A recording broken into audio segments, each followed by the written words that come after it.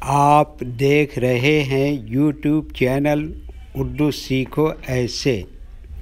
इस वीडियो को देखने के लिए आपकी पसंद और आपके इंतखाब का हम खैर मकदम करते हैं।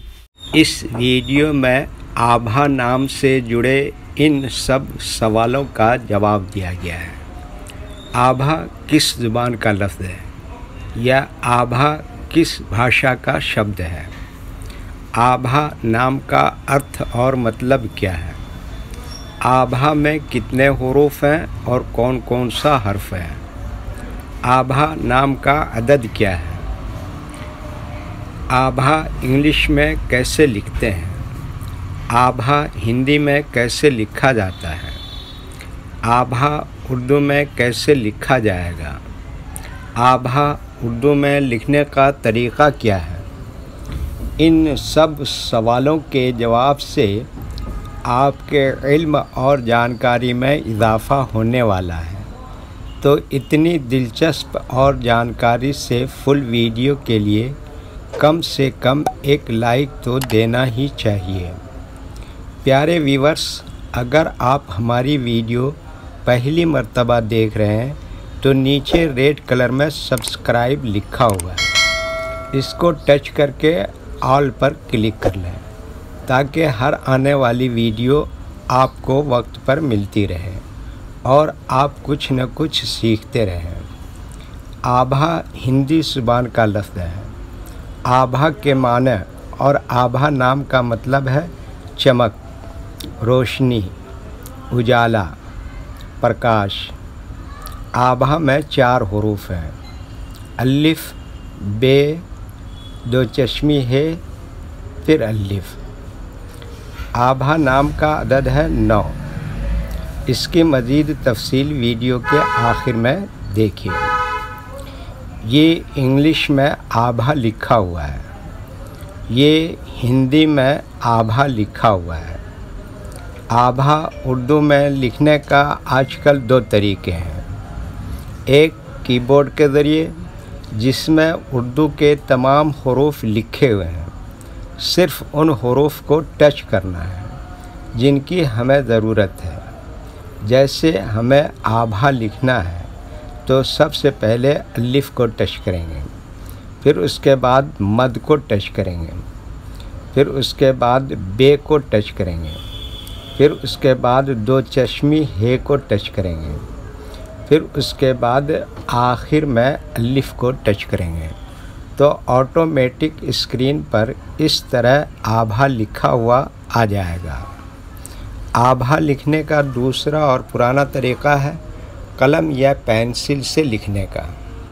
इसके लिए हमें उर्दू लेटर्स या उर्दू अक्षरों की जानकारी ज़रूरी है।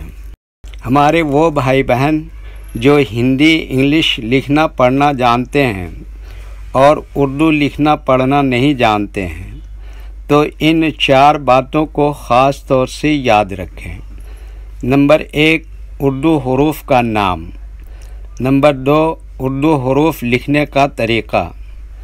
नंबर 3, उर्दू हुरूफ फुल लेटर की पहचान। नंबर 4, उर्दू हुरूफ शॉर्ट लेटर की पहचान। उर्दू में आभा लिखने के लिए हमें इन लेटर्स की ज़रूरत पड़ेगी और इस तरह से लिखा जाएगा। तो पहले इन लेटर्स के नाम को जानें और इनको याद रखें। नंबर 1, अलिफ।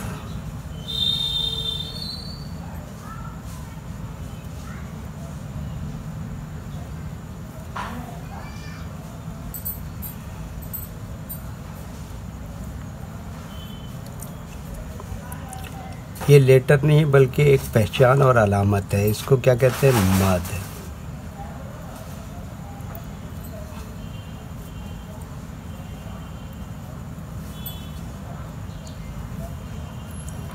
नंबर 2, बे।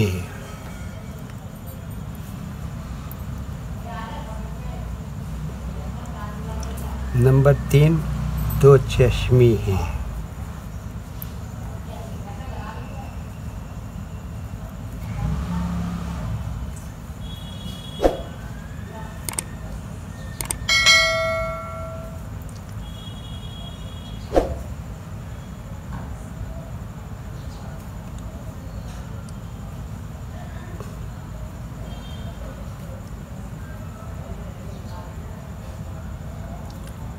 नंबर 4 अलिफ।